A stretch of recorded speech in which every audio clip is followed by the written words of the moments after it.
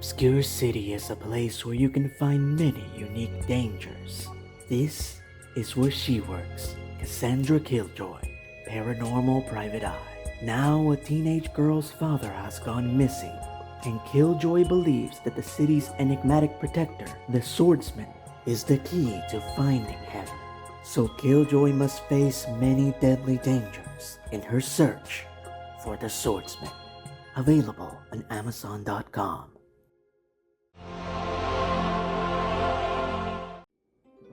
Old demons have been slain, old wounds have healed, but the biggest challenges still lay ahead. So grab your D20s and roll for initiative, because it is once again time for cartoon versus campaign.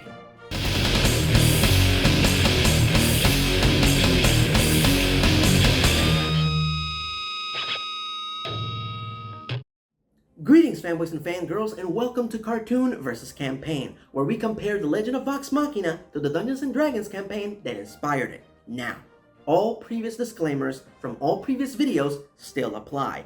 I will only repeat the most important one. There will be spoilers ahead, so if you haven't seen The Legend of Vox Machina Seasons 1 through 3, or Campaign 1 of Critical Role, you might want to stop the video here. You've been warned. When we last left off, our heroes helped Percy take care of some unfinished business. Business that came at the cost of Percy's life.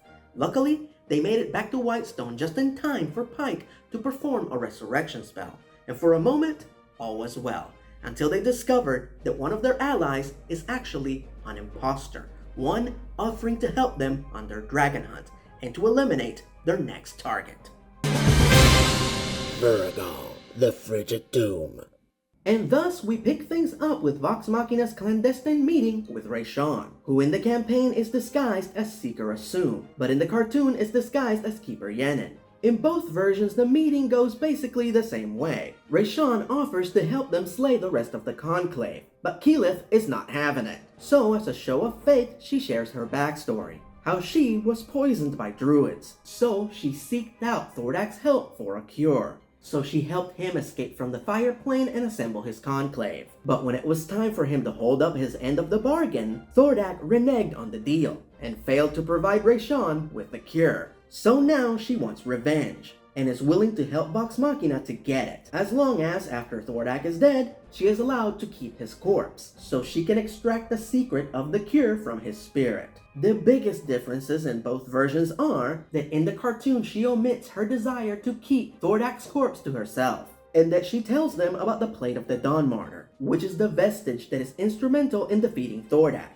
In the campaign, they learn about the plate and most of the vestiges much earlier from Kamal-Giari, the Sphinx. They then go on to ask about the real Seeker Assume, who Raishan assures them is still alive in Iman, where he is planning an assault on Thordak with the clasp that she assures Vox Machina will fail.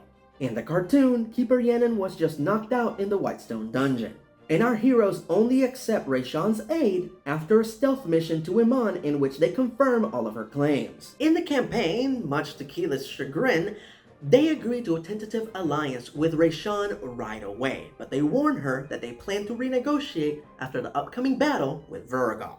Our heroes then reconvene in the makeshift war room that they have set up next to the ziggurat under the castle, where all magic is nullified, and they will no longer be fooled by any more illusions. Here they discuss their next move, the best way to slay Virgo, and how to acquire the next vestige. The Spire of Conflux, which is located inside a Goristro demon named Yank, who is currently trapped in the endless maze of the Abyss. This is when they decide to solve one problem with the other. Since Virgo likes to hunt, they will lure him into an ambush by summoning the demon Yank to Virgo's hunting ground using the Gate Scroll. Then, the two monsters will fight each other, and after the fact, Vox Machina will attack and kill the hopefully badly wounded survivor. With a plan in place, the party splits with the intention of gathering intel. Vex and Percy go to the library to research Goristro demons. Grog and Scanlan go to Keeper Yenin in hopes that he knows some information about Yank. And yes, in the campaign, Keeper Yenin is a man. And Vax and Keyleth go to the Temple of the Raven Queen to ask her for guidance. I assume Pike went back to the Temple of Sarenrae as she suddenly disappears, because once again Ashley was missing in this episode. They don't really learn much on their fact-finding mission outside of finding a picture of a Garistro, which is horrifying, and being told by the Raven Queen that they are on the right path. Our heroes reassemble at the castle, and this is when Percy asks Grog to give him all the guns that he collected from the battlefield after their encounter with Ripley. But Grog wants something in return for his troubles, a little compensation for running Percy's postmortem errand. After a little bit of hilarious haggling, Percy offers to give Grog a title, which Grog happily and eagerly accepts, and thus Percy officially names Grog the Grand Poobah the Doink of all this and that. In the cartoon, his title seems to be the Grand Poobah the Mayonnaise, and only Keeper Yenin seems to be aware of it. The party then discusses potentially bringing Lady Kima aboard along on their battle with Virgal. But the problem is that if they bring her along, they will have to tell her about their alliance with Raishan, and they're not 100% sure how she will react. At this point, Percy has a brilliant idea for the guns that he collected from Grog, to use them to arm an elite team of gunmen to protect the castle, that will be trained and led by Kanan. Vax loves the idea, so he goes to fetch Kanan and they give him the job. And just then, Kima arrives ready to join them on their trip to Draconia to slay Virgal. But like I said, they are not sure if they can trust Kima with the knowledge of their alliance with Raishan. So, they flat out tell her that they are about to tell her a secret, and if she reacts badly, they're going to have to erase her memory. Things get really tense. But ultimately, Kima just doesn't want anybody messing with her head. So, she forgoes knowing their big secret and just elects to trust them. And so, Lady Kima of Vord officially joins the dragon slaying party.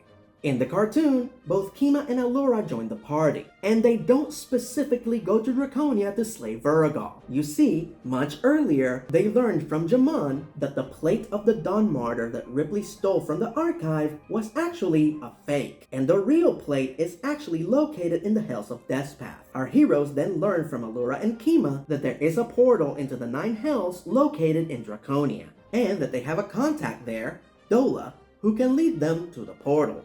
More on her later. Back in the campaign, our heroes make their final preparations before their trip to Draconia. Percy attunes to Animus, Ripley's gun, and takes it up as one of his primary weapons. This does not happen in the cartoon, at least not during the Chroma Conclave arc. Then he has a quick meeting with Raishan, and instructs her to meet them in Draconia, and to disguise herself as someone different, specifically someone that Kima won't recognize. The party then gathers at the Sun Tree to tree portal to Draconia, and Scanlan clumsily attempts to modify Kima's memory against her will, and of course, fails. She retaliates by hitting him over the head with her maul. So after a quick laugh, they officially head to Draconia.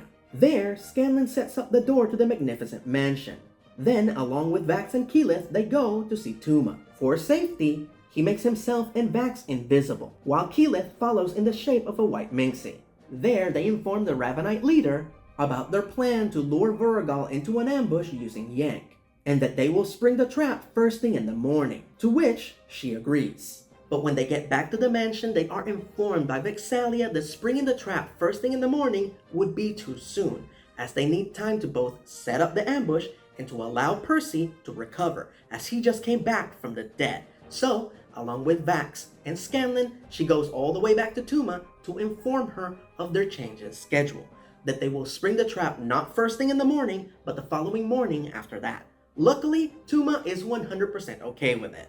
With the knowledge that she'll have time to recover her spells, Keyleth tree portals back to Whitestone and brings back Pike. The next day, she turns everyone except for Kima into mist, and they go on a scouting mission, in which they find a ravine near Virgal's lair that would be perfect for the ambush. So they decide to set up the magnificent mansion in that location, so they can spend the night there and be there ready for the ambush first thing in the morning, and so they can have a place to hide during the battle. Scanlan and Pike go get Kima and bring her to the new location. Kima keeps watch as the others make preparations. Keyleth creates some ledges using stone shape where Percy, Vex, and Vax can set up in sniper positions. She also creates a few small walls where they can all get cover during the battle.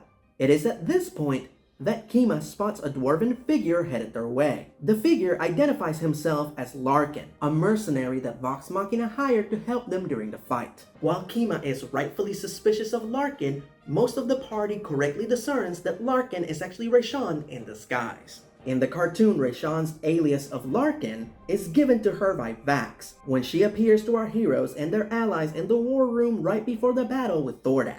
In the campaign, Scanlan is completely unaware of Larkin's true identity, so the party members who are aware simply tell her to meet them in that location first thing in the morning and then quickly run into the mansion and shut the door behind them. Inside the mansion, Kima confesses that she doesn't trust Larkin, that there's just something off about him.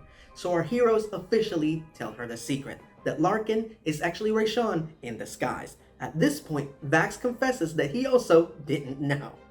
Pike prepares a hero's feast for everyone, and after their first non-chicken dinner in the mansion, they turn in for the night. The next morning, a group of Ravenites meet them in the ravine and ask our heroes when to tell Viragal that his daily hunt is ready. Vexalia tells them in a half hour, so the Ravenites head out and our heroes get into position. Percy and Vex set up on the ledges, Vax and Keyleth behind walls on the ground, Scanlan at the center of the ravine ready to summon Yank with the gate scroll, and the rest of the party inside the doorway of the mansion.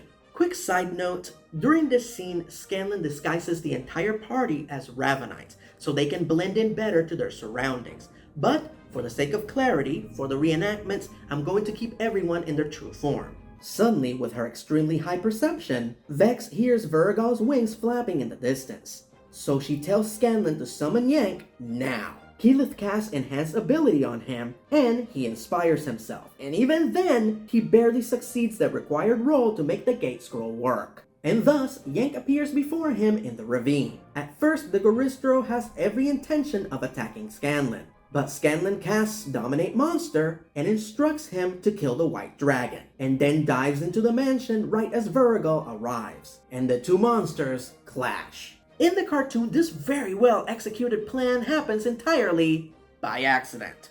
In this version, the reason Viragal attacks them is because Thordak put out a bounty on Vox Machina, and Dola betrays them, both for the bounty and to get revenge on Kima and Allura for abandoning her, but then gets eaten for her troubles. Viragal ends up fighting Yank instead because the half of the party that traveled to Hell to get the Plate of the Dawn Martyr ended up being chased by the Goristro, and accidentally led him back to Draconia while trying to escape, where the two monsters run into each other and clash. In both versions, their fight is pretty freaking epic. But I have to give Matt Mercer some major credit for the version from the campaign, which he performs entirely on his own, and somehow magically still manages to deliver a badass, suspenseful, exciting fight scene.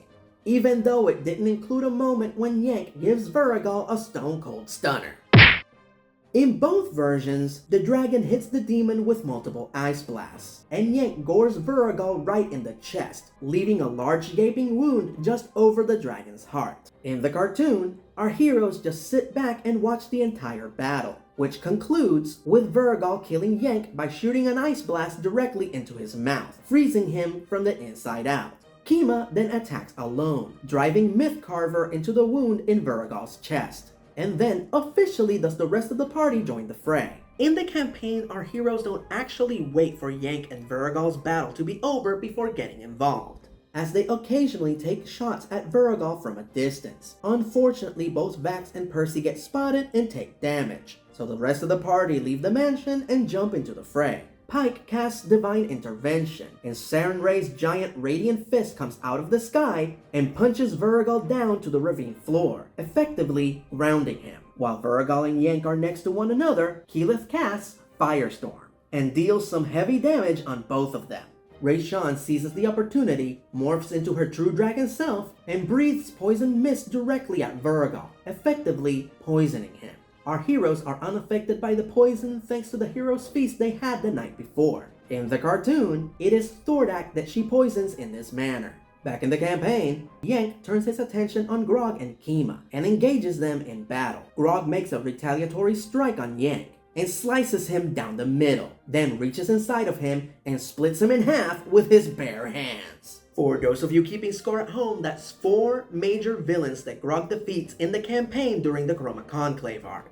Pike gets knocked unconscious, and Vax tries to save her, but gets knocked unconscious as well in the process. Viragol disengages out of combat with Raishan, thanks to a well-placed Ice Blast, and then goes to attack Keyleth in retaliation for the Firestorm. Vex takes an attack of opportunity and shoots him twice. The first shot hits him in the stomach, but the second shot kills him in the exact same way that he dies in the cartoon, where the arrow goes in the wound that Yank left on his chest, into his heart, and via the magic of the Fenrir's bow, grows into a tree, tearing him apart from the inside out. The only differences are that in the cartoon it is Keyleth who turns Vexalia's arrow into a tree, and then Kima puts the dragon out of his misery after saying, "Careful what you chase, you might just catch it." In the campaign, it is Raishan who puts Viragol out of his misery by ripping out his throat and saying, "It was worth it."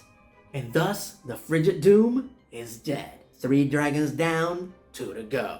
Raishan then turns to Vox Machina and congratulates them on a job well done. But Grog doesn't care, as he runs to Vax and Pike and revives them with some healing potions. Percy cuts the Spire of Conflux out of Yank and gives it to Keyleth, while the rest of the party butchers Viragol's remains and take all the valuable parts. They then tell Raishan that they will meet her in Whitestone, where they will renegotiate, as they agreed. So she turns back into Seeker Assume and disappears. They then go to Viragol's lair to loot his hoard. There they run into Tuma and a few Ravenites.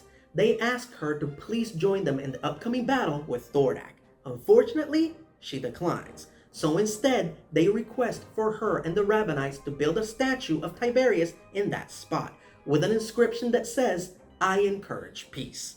To that, Tuma happily agrees. In the cartoon, this is when our heroes first enter the Magnificent Mansion, or the Chateau Shorthalt, which of course happens much earlier in the campaign. The sequence is awesome and full of Easter eggs, including the portrait of Scanlan and Pike on a horse, which in the campaign, Scanlan commissioned in Whitestone right before the Chroma Conclave arc. In the campaign, our heroes spend the rest of the day relaxing before they have to head back to Whitestone. Vax combs all the blood out of Pike's hair, and styles it, for the first time ever, into a pair of fun buns. Personally, I hope the fun buns eventually make it into the cartoon. Grog presents Kima with a great sword that he found in Viragol's hoard to thank her for all her help, which she loves and names the Holy Avenger. Keyleth spends a few hours in the fighting pit within the mansion practicing with the Spire of Conflux. Then some really weird shenanigans ensue. Keyleth turns herself into an elephant with Percy on her back. Scanlan and Grog confuse her for a monster and attack her. After a brief hilarious scuffle, Keyleth turns back into her true self and pretends like Grog and Scanlan just saved her. Yeah, sometimes Critical Role is weird. That night, Vex and Vax have a talk in which he essentially encourages her to push aside her trauma and pursue Percy. Advice that he concludes by saying, "What do we have in this world but moments with each other?" In the cartoon, a similar conversation transpires, but between Percy and Cassandra, where she tells him to pursue Vexalia. The next day, Keyleth visits Tuma one more time to thank her, and revitalizes her plans. Grog and Kima spend the morning in the fighting pit sparring, and Vexalia takes Vax'ildan's advice and takes Percy for a walk in the woods. There, they talk about growth, renewal, and forgiving oneself. And right as they are about to head back, Percy grabs her and kisses her for the first time. And on this incredibly surprising but romantic moment is where I'm going to hit the big to be continued. Next time on Cartoon vs. Campaign, our heroes will engage in their biggest challenge yet, as they take on the Cinder King.